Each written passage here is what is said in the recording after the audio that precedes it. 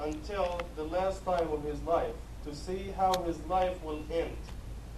If his life ends in tawbah and istighfar and repenting to Allah, then Allah subhanahu wa ta'ala would forgive him. So there was no reason to criticize him or disgrace him. And also, if someone dies in a bad way, in a miserable way, without tawbah, without istighfar, so we hope that Allah subhanahu wa ta'ala will have mercy on his soul. So you should not judge anyone based on the actions you see. One of the tabi'un was talking badly about Al-Hajjaj. We know the terrible things that Al-Hajjaj did to the companions of the Prophet ﷺ and the family of the Prophet ﷺ. So another person advised him, don't say anything bad against him, because maybe one day he was sitting between himself and he prayed to Allah and said, oh Allah, forgive me, and Allah forgave him. We don't know.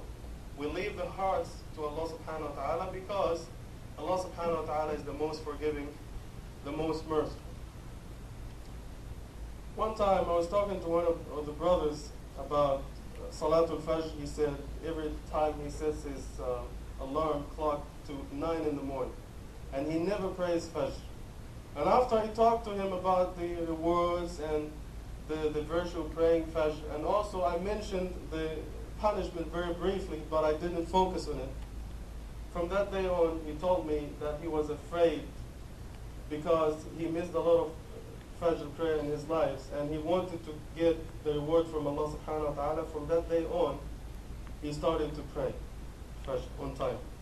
Another brother used to smoke very heavily, and I spoke to him about the dangers to, the health and everything, and all the proofs from the Sunnah and from the Quran that this is destructive to your health, and this is not acceptable.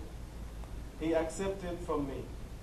The reason these two brothers accepted is because the approach itself. I spoke to them in a very brotherly manner. I didn't talk to them like I was the teacher and they are the students, or I was the father and they are the children. But I spoke to them in a very kind, nice, and brotherly manner, and they accepted from me.